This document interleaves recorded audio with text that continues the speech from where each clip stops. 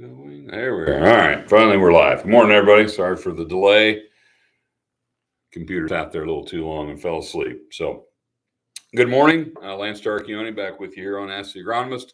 Got producer Jennifer here in the Nutrient Studios with me here in Macomb.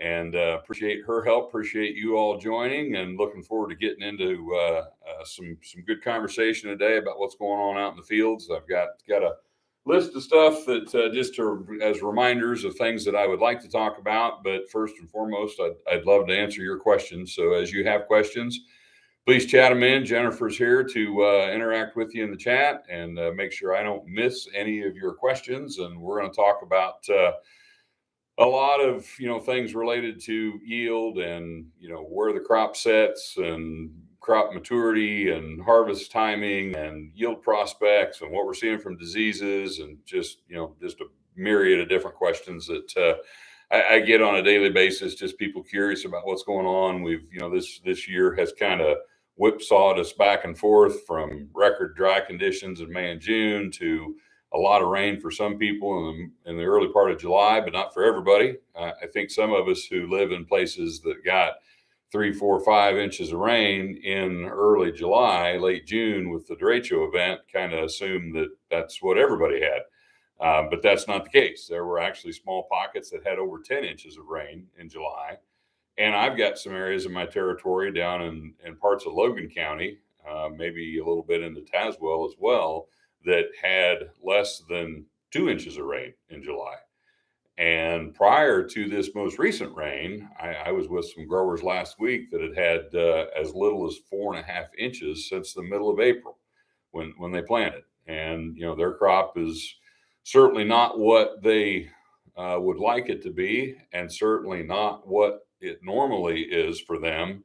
But considering what it had to work with, it's pretty impressive what they've been able to do. And a lot of places just picked up another 3 inches plus total here over the weekend. I was doing a meeting in Mount Sterling yesterday morning, and I think it rained 2 inches in Mount Sterling yesterday.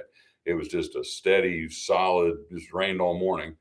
I didn't get much of that up here at Macomb. I think they had about 2/10 yesterday, so it cut off between Mount Sterling and Macomb somewhere.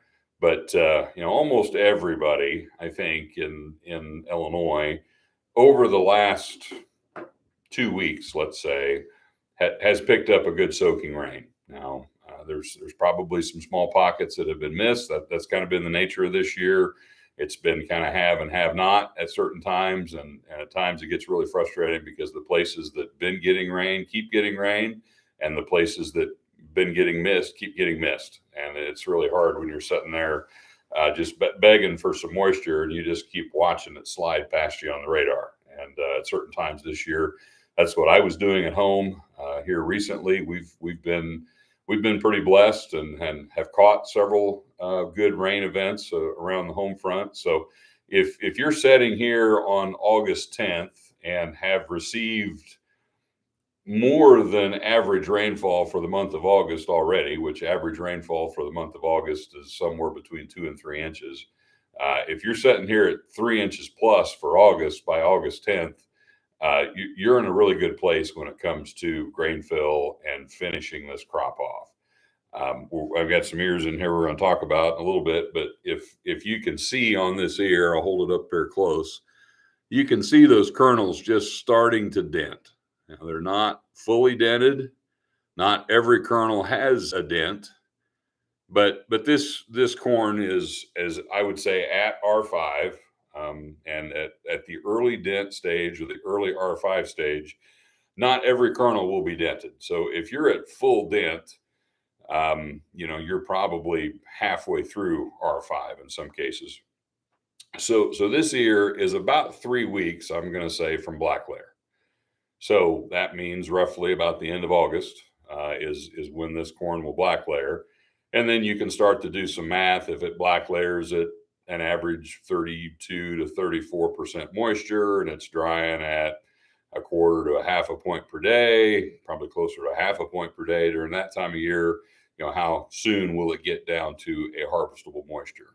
And I think there's going to be some big differences in when people can start harvest based on lots of things. How much rain you had in June is going to be a factor, because the places that got more rain in June, that crop kept growing, kept developing, kept moving along. Whereas the places that got just dangerously dry in June, that crop kind of stalled out and sat there. Were you on good soil? If you were on good soil, that crop kept going, kept growing. If you were on light timber soil, it stalled out and just sat there. If you planted early and your crop got rooted down, it tended to keep growing. Obviously, if you have an earlier maturing hybrid, it's going to be ready earlier. So, I think there'll be some acres in the state where guys planted early, had enough moisture to keep the crop growing, maybe planted some sub 110-day corn that there'll be corn that will be harvestable, before Labor Day, in early September. But I think the vast majority of acres in my area, went in late enough, got slowed down enough by dry weather, have ample moisture through grain fill. That's another thing that's going to help this crop live longer, which living longer through grain fill is good for yield. If it delays harvest a bit, so be it. You're better off with a delayed harvest and a good yield than you are an early harvest and a crappy yield. So, I think the fact that and we'll talk about this a little more as we get along through the program, we've got very good plant health. We've got very good soil moisture. For the most part, the crop looks phenomenal, from a color, appearance, lushness, greenness standpoint. It's not always as good as it looks when you get out in the field, but we're kind of used to that. That's kind of normal. It almost always looks better from the road than it does when you get out there in it. I had a couple fields at home. I'm not going back into it again, because every time I go in, I get depressed, Jennifer. So I'm just going to quit looking and make myself feel better that way. It's kind of like not watching the news. You'll feel better. Trust me. So anyway, we'll talk about what's causing some of that variation, and just as an illustration of the variation. So Jennifer, it's quiz time for you here. You weren't here when I pulled these 3 years. So what do you think I've got here? Is this maybe like 3 different hybrids, or 3 different fields, or maybe 3 different soil types in a field? It could be any of those things. It's actually none of them. It's the same hybrid from the same soil type from the same part of the field. And I stood in one spot and I was able to reach to all 3 of these ears. So I think one thing I'd like you to look for when you're out in your corn is how uniform is your ear size. And through no fault of your own, in many cases, you're going to find your ear size uniformity is not what you typically strive for. And that's because of the stress that we've gone through at various times in this growing season. What stress does is stress induces variability, because no 2 plants in the field experience exactly the same level of stress. So even though the plants are planted the same day, they're the same hybrid, they've been managed the same way, they've been growing in the same soil, they've been growing in the same field, they've been growing in the same soil type, they've been growing in the same part of the field, they haven't had the same life. So obviously, this plant had a better life than this plant, which had a much better life than this plant. And, when you go out there to get some ears to do a yield check, and we'll talk about our yield checks at this stage of the game worth doing. There's a lot of time spent doing them. There's something called the, Pro Farm Tour that goes out and does this, on a serious basis across the whole corn growing region. A lot of farmers do it. A lot of our dealers do it. I get pictures every day of an ear that somebody sends me with a yield calculation associated with the ear. Well, you can do that, and I don't discourage people from getting in their cornfields and seeing what they see, but be careful, because obviously, if you picked this ear for your yield check, you're going to be overly optimistic. If you pick this ear for your yield check, you're going to feel like me when I'm looking at my corn. You don't want to look at that again. Neither one of these is reality. This one here and the one in the middle is probably closer to an average ear for the field. So what some people will do is they'll use their eye, and they'll try to be honest, and they'll try to pick a few average looking ears. You leave the big ones, you leave the little ones, and pick the ones in the middle. I'm okay with that. Other people will like pick a stalk and take 5 in a row. And if you take 5 in a row, you should get, good, bad, average. The only danger with, picking the one you start on, does your eye subconsciously pick the biggest ear you see where you're standing as the first one of your 5? Got to make sure and get that big daddy in there. So there's just so many ways that your eye can cheat you, and you can be skewed towards, if you like to be conservative, you're going to be skewed towards the smaller ears just to make sure that you're not overestimating your yield. If you want a number you can brag about in the coffee shop, well, then you only want to count these, and then the second variable that comes in, and this is a huge one too, and we talk about this every year, is what factor do you use per bushel? So all the standard formulas, if you use a standard formula, unless it has been modified by some smart person who thinks they know better than the average, it's going to use a factor of 90,000 kernels equals 56 pounds of dry grain, otherwise known as a bushel. Now, 90,000 is a very conservative figure, and unless we are in the midst of a drought on the proportion of the drought we were in June, all the way through the growing season, or some other tragedies going on, or like in 21, the crop died early with disease. In 21, when we thought we were headed to 250 plus, and all of a sudden we ended up at 200 minus, that 50 bushel delta that you experienced in 21 between your expectation and what you ended up with was because the crop died early. And when the crop dies early, you've got a lot of light kernels, and it takes a lot more light kernels to make a bushel than it does big heavy kernels. So this factor of 90,000 is typically conservative. And if you use 90,000 as your factor, you will fairly rarely overestimate yield, unless, here's the other factor, is how many years. So we got to be honest about, so you planted 36,000 seeds. That doesn't mean much.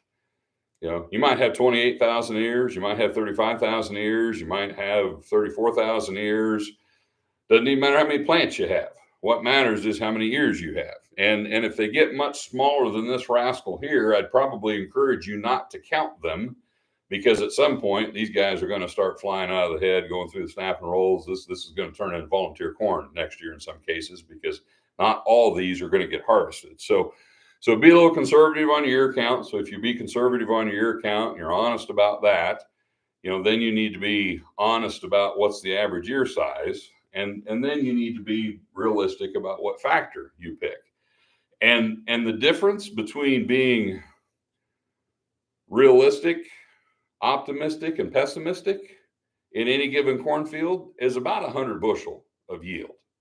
So for example, the yields I calculated on these 3 years, so the 3 years I just showed you, if we said we had 35,000 of the big ones, which we know we don't, but let's just say we do for fun. That's what we do. Sometimes we do things for fun. So anybody got a guess? What do you think, Jennifer? What would that's a 1638. And if you had a 1638 with, let's be optimistic, let's say we get it done with 70,000 kernels per bushel. I won't put you on the spot and make you guess, but it's 304. You'd take 304, wouldn't you, Jen? I would too. Might trade some equipment, might try to buy some more ground. That'd be pretty good.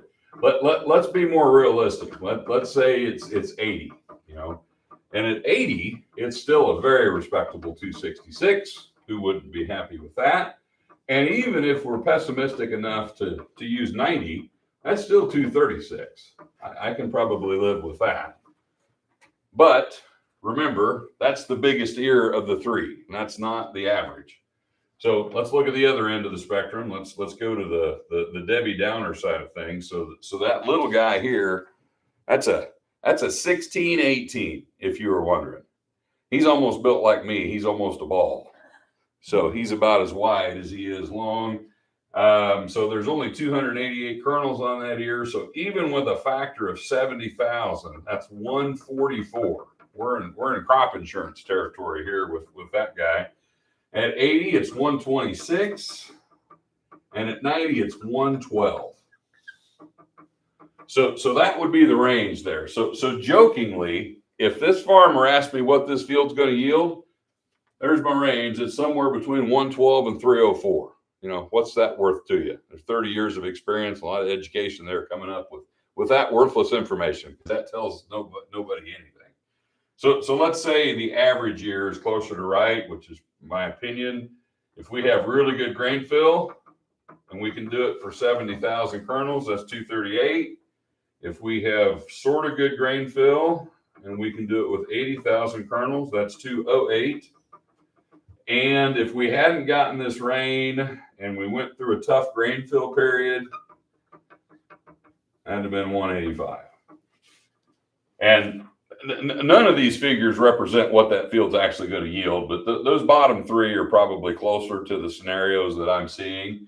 And so I'm hoping that we can finish strong. Obviously, this ear here that was a little behind, you can see the tip back on that rascal. That was the impact of the 100-degree week right there, knocking kernels off of that tip. Now, that ear was never going to be as good as the other two, even without the 100-degree days. You can almost see it starting to zipper a little bit there on that bottom side. And this is the only ear that really has a significant amount of kernel abortion on it. The other two ears are pretty well filled. There's just a few aborted off that tip. That tip there is not really aborted. That just didn't pollinate there. But you know, we got pretty full pollination on all three. Even that was nearly fully pollinated before it aborted.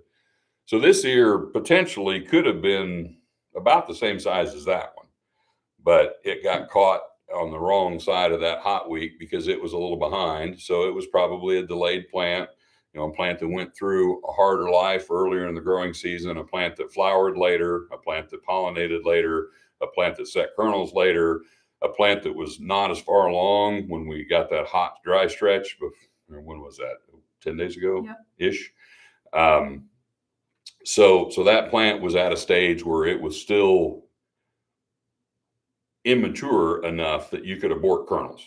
And that's what it did. So now these kernels that are left here will have an opportunity to get huge because this plant has plenty of photosynthetic capacity to fill more kernels than this. So it's going to try to make up for some of what it lost by making some of these really big. Today, these look small, but these kernels are not as mature as these kernels are. So you may end up with bigger kernels on this ear than you do on this one because there's 604 on this one. There's 288 on this one. And, you know, generally speaking, the more kernels you have on an ear, the smaller they will be, other things being equal. So as you're trying to, you know, influence yield, you can influence yield one of three ways.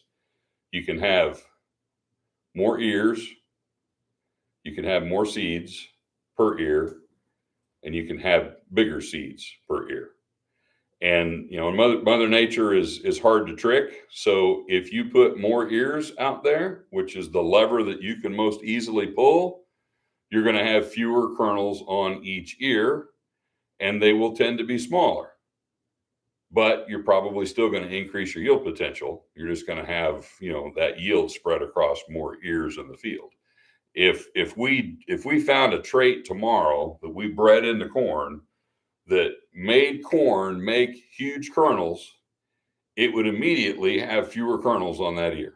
So you can't just overwhelm the system because there's only so much dry matter that this plant is capable of producing. If you had one huge kernel that weighed half a pound, or these 604 kernels that added up to half a pound, that's the same half a pound of dry matter. It's just in a different shape. So I think as you're looking, you know, as you're looking at fields, look for that ear uniformity. See how uniform those ears are. I can't tell you, you know, what factor to use. I can tell you that the growing conditions we have right now and the growing conditions we have forecasted for the next 3 weeks tell me that we're going to have pretty good conditions we're going to have very good conditions for grain fill. Now, what I can't tell you is how far backwards did we go 2 weeks ago, early in grain fill, we're going to be able to make some of that back. But our entire grain fill period has not been ideal because we had that 100-degree dry week in the midst of that grain fill period. And, the maturity of your hybrid, the planting date of your hybrid, the rapidness of its development or the amount of its delay due to the drought, all those factors changing where that hybrid was in its growth stage when that nasty week through grain fill hit is going to have an impact on, what the outcome of that is as well. So lots of variables. And that's what I ask people to just recognize. I love it that you want to get out in your fields. I love it that you want to do yield checks. I love it that you want to compare hybrids. The combine, the yield map, the yield monitor, the weigh wagon, the scale, that's going to be the ultimate, judge and jury of, the outcome of that field. And we can get huge swings in actual yield versus expected yield, depending on, how accurate was our, the ears that we checked. How close did we guess as to what the factor should be? I'm hopeful that a lot of fields could use a factor of 80 or maybe less this year in some cases. But I'm not going to tell you to use a factor of 72 on every yield check that you do. I'll also tell you, and this is something that the formula also does not take into account, if you have a 20-row ear and a 14-row ear with yield that is equal, which is very common.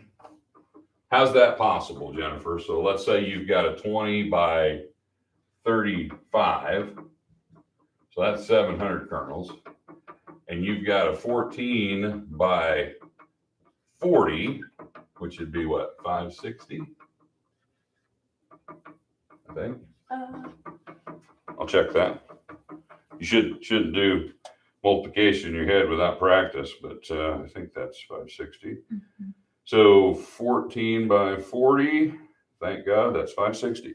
Okay, so if you've got 2 ears, and this is absolutely possible, if you've got 2 ears, one with 700 kernels and one with 560 kernels, and they both produce the same yield, the only way that's possible is this one has smaller kernels.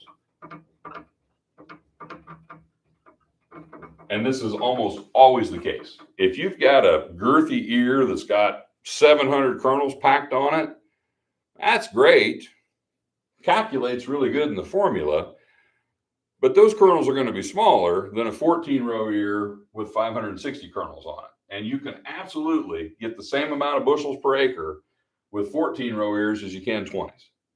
Now, if you're doing something to make an 18 a 20, or you're doing something to make a 16 a 14, those are good and bad management practices that are impacting the yield potential of your crop. But genetically, row number is driven primarily by genetics.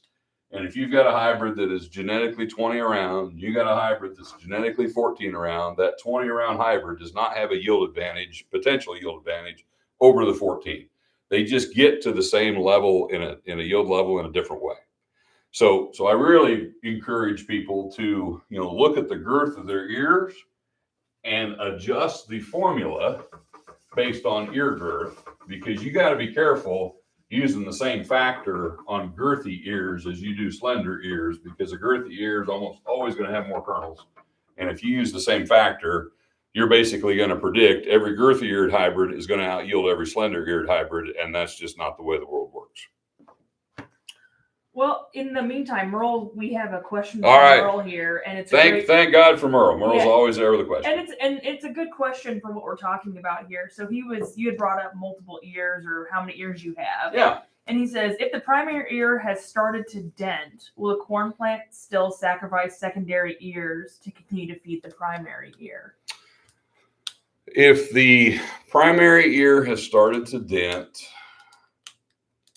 I would say yes, but not in the form of aborting kernels from the secondary ear. So if the primary ear is already starting to dent, The secondary ear is probably R3 or later. So if we go through our R stages, we got R1, 2, 3, 4, 5, 6. So obviously 1 is pollination, 2 is blister, 3 is milk. So this would be the sweet corn stage. 4 is dough, 5 dent, 6 is physiological maturity or black layer. So once you get past here, you can't abort kernels anymore. So the aborted kernels occur R1, R2.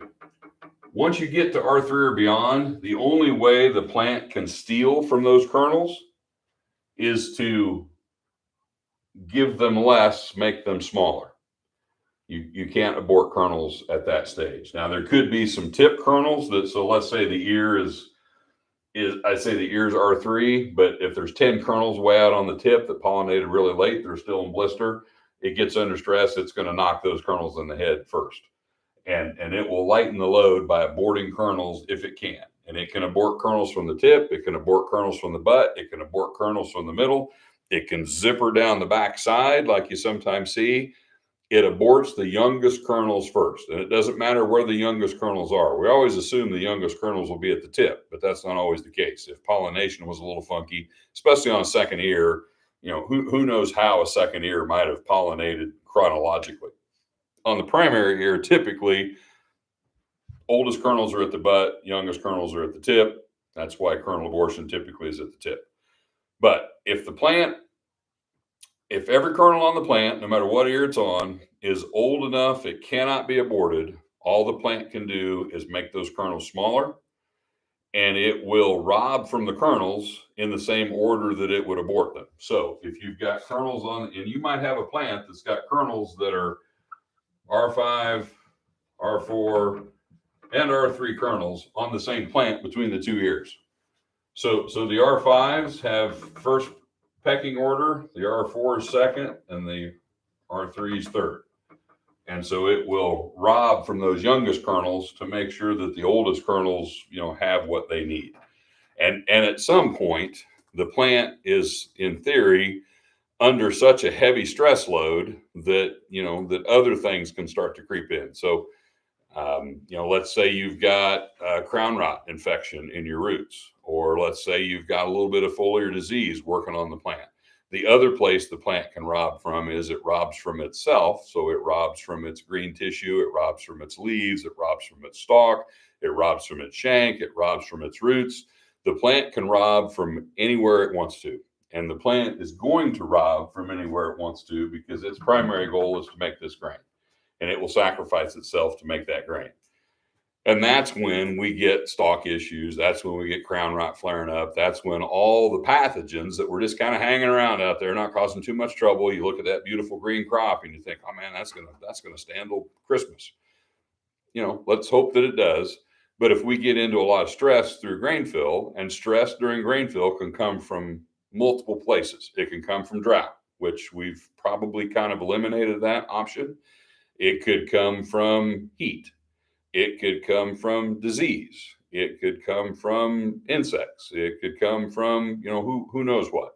But lots of things can cause stress through grain fill. Anything that causes stress through grain fill is going to cause that plant to cannibalize itself more. Let's say, let's say we had a lot of wildfires going on, and we had a lot of smoky, hazy days, and we weren't getting good sunshine, and we couldn't photosynthesize at full capacity.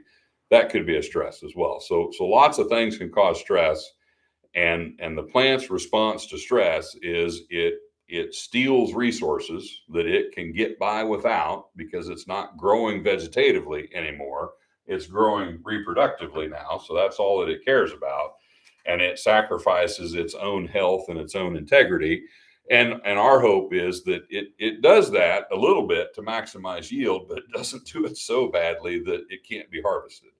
And in certain, you know, bad situations, and certain hybrids that have the ability to remobilize a lot of nutrients. If, that's a genetic characteristic of hybrids that we evaluate. We know if you look in a seed guide and you see a hybrid that has poor harvest appearance or poor stay green, or you'll see a recommendation like, harvest before 20%, that's the seed company's, way of giving you a heads up that, hey, this thing is going to cannibalize itself. And if you leave it standing in the field too long, it's probably going to be a bad day for both of us.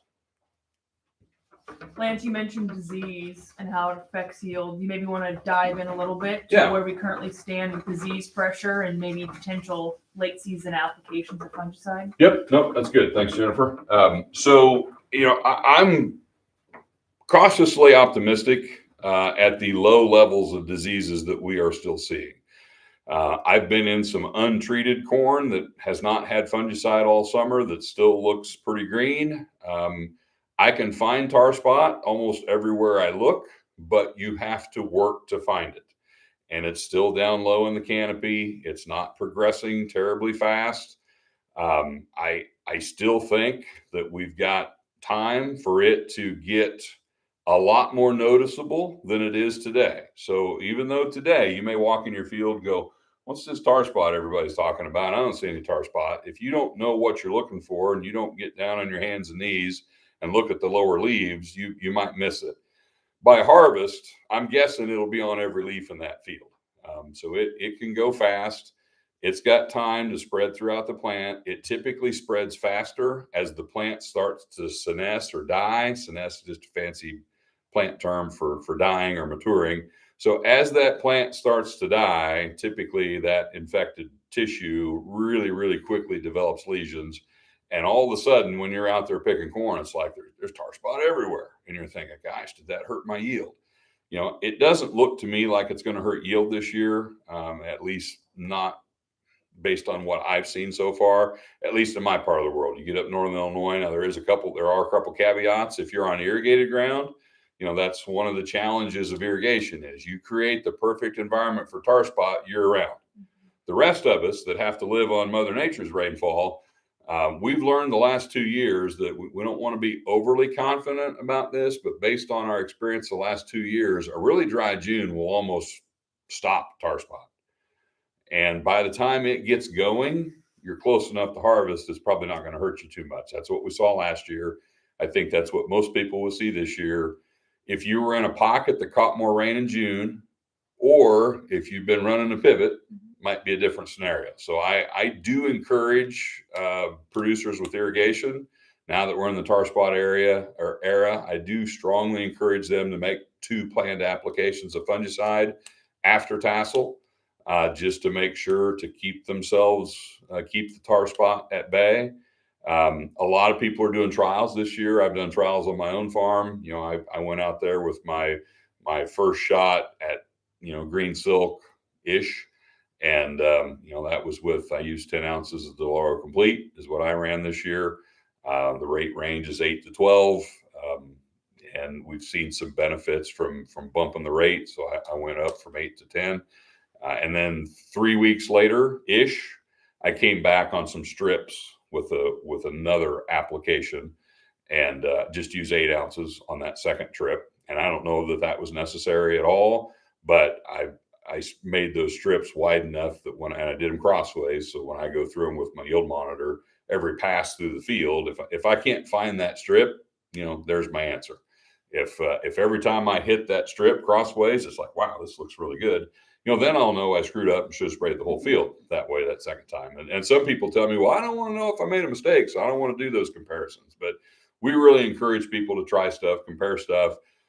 I was talking to one of the guys here at Nutrien this morning before we started the program and asked about, hey, should we be doing some strips and soybeans, looking at second applications? Like, sure. I love looking at stuff. I hate doing whole fields because if you do a whole field, you won't learn anything. But if you're willing to spray half a field, spray some strips, spray the field crossways, use your yield monitor, go through that pass, all great ways to evaluate things. The one thing you got to keep in mind, and I don't want to discourage you from doing it because that's how we learn, just remember that if you did that this year and you got a 10 bushel yield increase in soybeans because you did that, that doesn't necessarily mean you want to make that a standard practice on every acre every year. Flip side's also true. Let's say you did it and it doesn't do squat. You're like, well, damn, I'm never doing that again. Well, that's, those are both an overreaction to what you see. So please do it. Please learn, but take it with a grain of salt, because we have a lot of variation in response from one year to the next, one field to the next, one day to the next. Sometimes it's hard to predict outcomes on a lot of the things that we do, but there's still good reasons to do it. Okay, so other diseases, I guess, other than tar spot. So, southern rust could still get bad. I don't see much southern rust. Gray leaf spot, pretty late for gray to get fired up. You can find a lesion here or there. I haven't seen any northern all year. Other people have told me they have, but northern tends to be an early cool season disease. Would be kind of uncharacteristic. We do sometimes get some late northern if you get moisture and cool weather in August. So, we could see anything, but the chances of anything getting bad enough, fast enough to really significantly impact your yield when your crop is probably 3 weeks-ish from black layer is pretty low, in my opinion. So I'm not sounding the alarm. I'm not screaming from the rooftops that you got to go back out and make another application. I would just encourage it from a trial basis. And if you're going to do it, get it done. It technically probably should have already been done, because I think most of you are probably more than 3 weeks removed from your first application. And if you're going to do the second application sequential, I'd recommend it be done within 3 weeks of the first one. So if it's already been a month since your first one, I'd say, hurry. If you want to do some more, hurry up and get it done, because if you wait much longer, I'd say it's not worth doing for sure. So if you think you want to try some, don't drag your feet. Get out there and get it done. How about some soybean diseases that we're seeing out there? Yep. White mold. So soybean. I actually haven't seen white mold yet. It's been reported. I know people that have seen some, so I know it's out there. I haven't confirmed an SDS diagnosis yet in soybeans, but it's got to be out there as well. There's certainly lots of yellow spots showing up in soybean fields. I think a lot of that's sulfur. Some of that could be disease, could be several different diseases, could be a triazole fungicide. Some of the high rate triazole products have the potential to cause a little bit of crop response in soybeans. But if it's related to your fungicide application, it's probably not just going to be yellow spots in the field. It would be more general across the field. And it's not going to be the whole plant looks yellow. It's going to be just the upper leaves that got sprayed are going to look like they've got SDS, honestly, is what it looks like. And there are a lot of things that can mimic that leaf. So that classic, soybean leaf with the veins, and then you've got the chlorotic areas in between the veins, and you got green veins and yellow in between the veins. There's about 16 different things that can cause that. So that's SDS is what we were always taught. It's brown stem rot, what we were always taught. We now learned that it's a disease called southern stem canker. Also, we've also now learned that there's something called red crown rot in soybeans that causes this, and triazole chemistry sometimes. So how in the world, if the leaves look the same, and honestly, you can't tell those apart looking at the leaf. You got to look at the rest of the plant. So you got to look at the stem, you got to look at the roots. If it's this or this for sure, and probably this one too, you're going to have rotten roots. If it's this one, you might have some blue mold growing on your roots. Maybe. If it's this one, you might have some red mold growing on your roots. Maybe. If it's this one, you're going to have a brown discolored pith. If it's this one, you're going to have cankers or lesions on stem above the ground on the outside of the stem. If it's this one, your stem, roots, and most leaves will look perfectly healthy.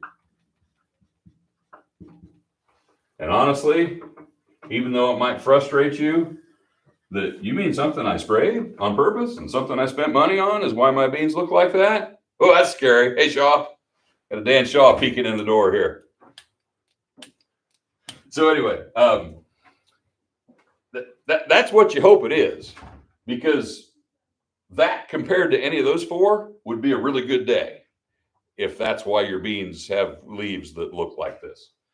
So I'm not seeing a lot of any of that, to be quite honest with you. Mostly what I'm seeing are these big, large yellow areas in the field.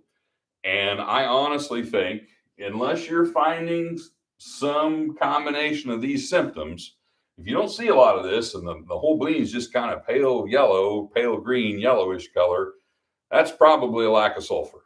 And I think I see a little bit of a pattern emerging where the more sulfur people use in their fertility program, the less often their beans look like that in August on hillsides and different parts of the field. Also, one other thing, and some of you that have had buku rain, some of those could just be wet spots. And if you've had, I mean, guys, if you go back to early July and you've had 15 inches of rain where your beans are yellow, probably just too wet. So I do want to give you some time to talk about soybean yields, but before we get too far away from corn, I did have a question come in, and I obviously do want to service a customer question first here. Yes, ma'am. Our elbow, and this is from Worthington Farms here in Illinois. Okay, yeah. Are our elbowed corn fields under more stress during grain fill, and will stock quality later deteriorate faster? Short answer would be yes.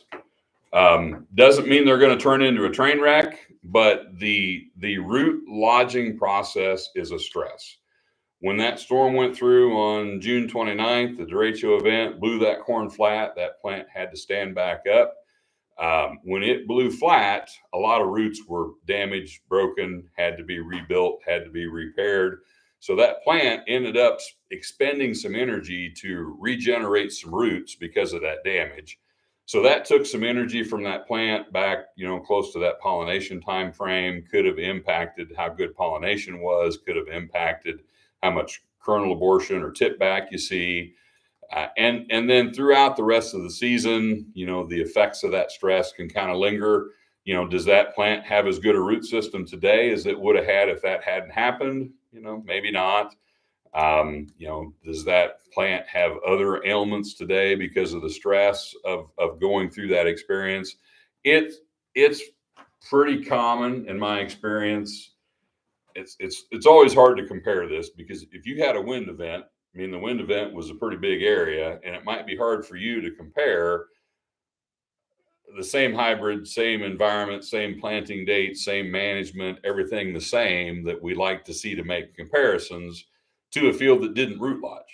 All your corn might be root lodged, and you can compare different hybrids and different fields in the environment of root lodging, but you can't magically know, well, what would this have yielded if it hadn't root lodged? But in scenarios where we have been able to kind of make that relative comparison, I think there's generally a 20, 30, 40 bushel yield penalty from severe root lodging. The closer you get to tassel, the more severe it is. If your corn's knee high when it root lodges, doesn't hurt a thing. If it was 2 days before tassel, that's pretty bad. And then the younger you get, the less impactful it is. And the growing conditions you have through the rest of the season, the plant health you maintain through the rest of the season, lots of other factors are going to influence, is it 5 bushel worse or 5 bushel better than I would have thought? But it's pretty rare that a field that is severely root lodged yields as well as a field that was never root lodged. So, that's kind of the simplest way I could put it, I guess. But as far as how much more likely those fields are to cannibalize themselves, stalk deteriorate, become harvestability issues. I think there is a greater likelihood of those things. And it's also a fact that if you've got corn that's root lodged, it gets really hard to pull it in when the stalk's not in good shape. So it's a lot easier to get through that elbowed corn if those stalks are still rigid and still good, and the ear's still hooked on good, and the shank's still good. So I would say if you know you're going to be fighting root lodge corn, I'd try to get an early start if I could. Hopefully you have the ability to dry corn. You're probably going to be going a little slower, harvest wise. And the later we get into fall, the more worried I would be that plant's going to start to cannibalize and deteriorate and maybe become, not just goosenecked and root lodged, but stalk lodged on top of that, which can be a mess. So, and some of you guys have lived through that before. So we'll talk a little bit about soybean yield potential. So I'm kind of cautiously excited about what some of our soybeans can do. This weather, I think, is shaping up pretty good for soybeans. August is, we could end up with a scenario where the best weather we had all summer was August, which is weird. But, we were really dry in May and June, which didn't hurt near as much as people thought at the time, but it wasn't ideal growing conditions. And then July started off wet, but then it ended hot and dry. And so far, August has really been wet pretty well all the way through. And we don't have a lot of heat in the forecast in August, right now. So, when I look down in a soybean canopy, all I see is blooms and pods, just a lot of pods up and down the stem. I see a lot of branches. Soybeans have put on a lot of additional vegetative growth versus where they were setting a month ago. I'm not sure they needed all that vegetative growth, but they got it. And I've seen some beans that are lodged now after we've had some of these heavier rains. So a month ago, you were thinking, are these damn things ever going to grow? Are they ever going to mount to anything? By the time you get there with the combine, you're probably going to wish they were standing better. So that seems to be the way beans tend to go. But I do not do any yield checks in soybeans. I haven't really paid much attention to, how many 4-beaners versus 3-beaners versus 2-beaners am I seeing? But I just notice when I look down in a soybean canopy, I see lots of blooms. I see lots of pods. I see lots of nodes with so many pods crammed on that node. There's not room for them all. I've opened up some canopies and looked down the stem. You can't even see the stem because it's covered with pods. Now, if they're all 2-bean pods, well, that may not be that exciting. Soybeans work just like corn. So you got 3 levers you can pull with beans too. You've got pods per acre. You've got seeds per pod, and you've got weight per seed. And that's all there is. So your plant population impacts this.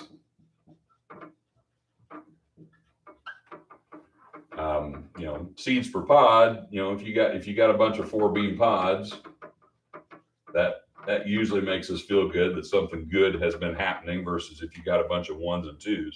What you don't want to see are a lot of pods that started at a 4 and went to a 3, or started at a 3 and went to a 2, or started at a 2 and went to a 1, or started as a 3 and ended up dead on the ground. DOA. That's an indication that plant was going through stress during seed fill, and it could not support what it had started. Now, soybeans can never support what they start. We all know that soybeans, genetically have the yield potential to yield well over 250 bushel to the acre. They start 60% of their blooms abort, a lot of their pods abort, a lot of their seeds abort. If we could ever figure out how to feed a bean good enough to keep every seed that it has the potential to make, we'd have beans that yield more than corn. But some of this is going to happen. But if you're seeing, every pod on the plant is aborting seeds, or you see a lot of pods on the ground, a lot of aborted pods, that's an indication that plant's been under stress. They shouldn't be under moisture stress, but they could be under disease stress. They could be under insect stress. There could be other stresses there.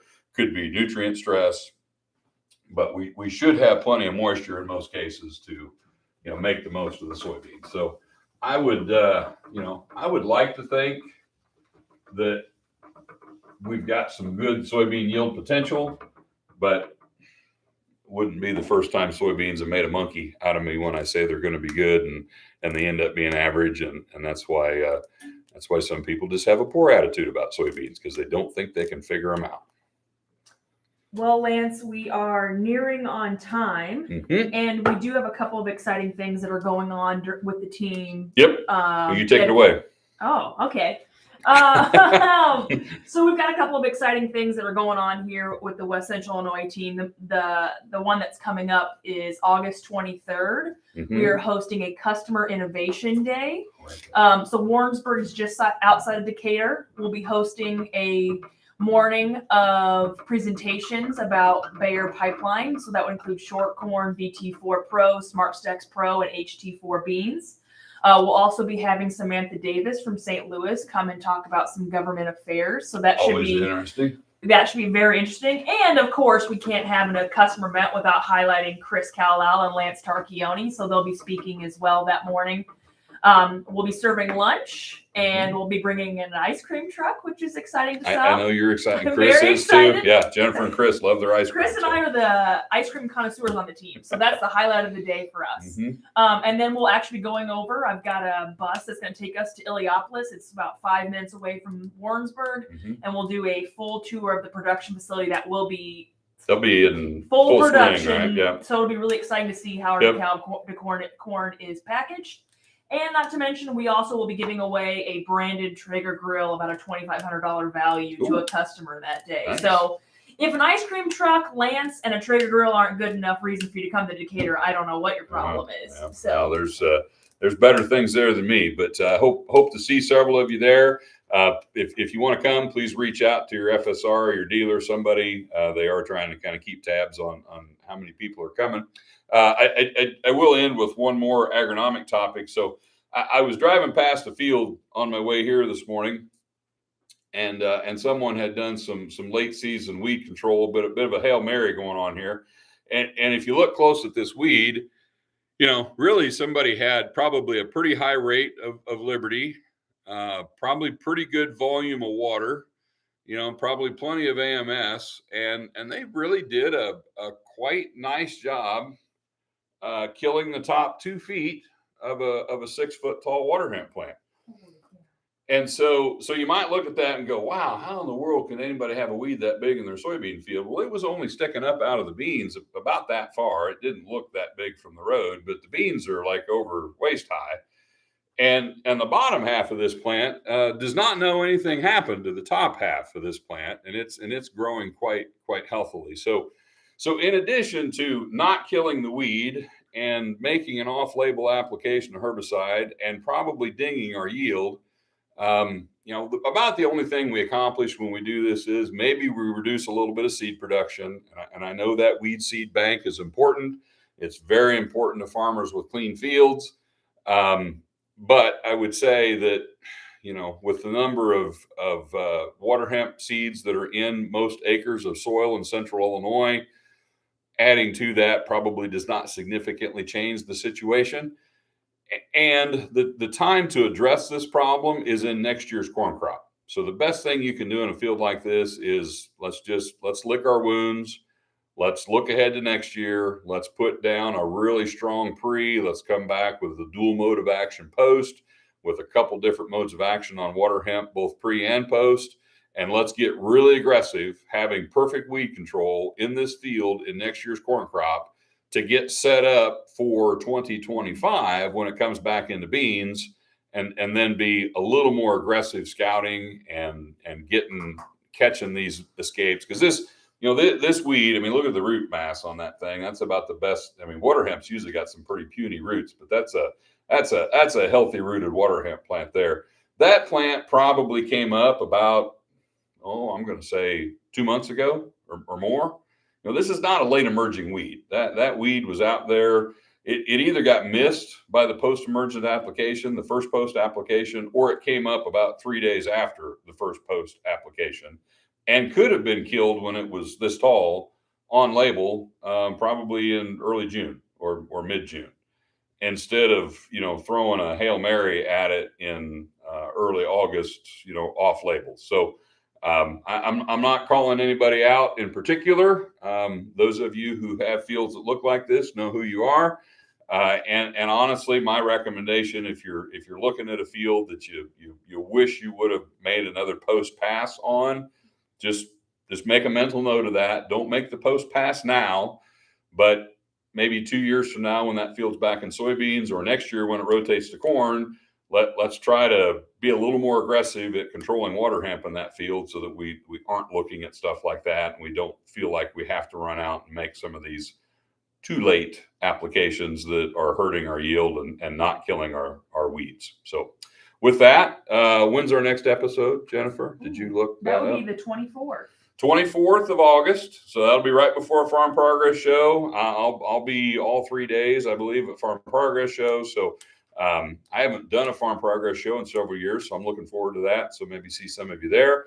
We will be back with you on the 24th and talk more about what's going on in the fields. So thank you.